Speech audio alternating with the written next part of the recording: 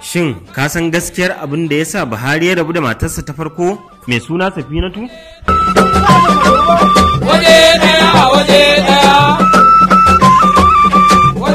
Kafin shugaban ƙasa Muhammadu Buhari ya auri Aisha, ya auri wata mata mai suna Safinatu wacce suka haifi 'ya'ya 5, 4 mata 1 namiji a cikin shekaru 17 da suka yi tare. Safinatu ya ce ga Alhaji Yusuf Mani, tsatson Shehu Usman Danfodiyo da Hajiya Hadiza Mani. An haife ta a ranar 11 ga watan Disamba na shekarar 1952 a garin Jos, wacce a yanzu ke zaman babban birnin jihar Plateau. Iyayenta 'yan asalin karamar hukumar Mani ne da ke jihar Katsina. Buhari ya haɗu da Safinatu ne a lokacin yana manjo a rundunar soja a shekarar 1966, lokacin tana da shekara 14 a duniya. Sun haɗu ne a Legas lokacin da Buhari da marigayi Shehu Musa Yaraduwa suka ziyarci gidan mahaifin Safinatu lokacin yana aiki a Legas a matsayin sakatare ga mahaifin Yaraduwa, wanda a lokacin shine ministan harkokin Legas. Buhari ya auri Safinatu a shekarar 1971 bayan yakin basasa ya ƙare.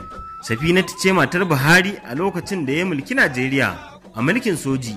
Sun haifi 'ya'ya 5, Zulaihat, Fatima, Musa da kuma Hadiza. Musa ya mutu tun yana ƙarami, yayin da Zulaihat ta mutu a shekarar 2012.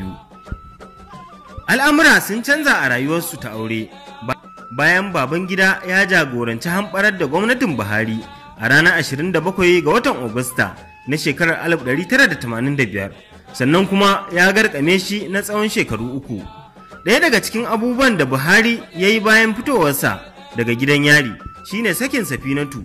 Duk da dalilin rabuwar auren ba daga bakin Buhari ya fito ba, majiya mai ƙarfi ta bayyana cewa Buhari ya saki Safinatu saboda mu'amalarta da gwamnatin Babangida, musamman ƙawancenta da Maryam Babangida.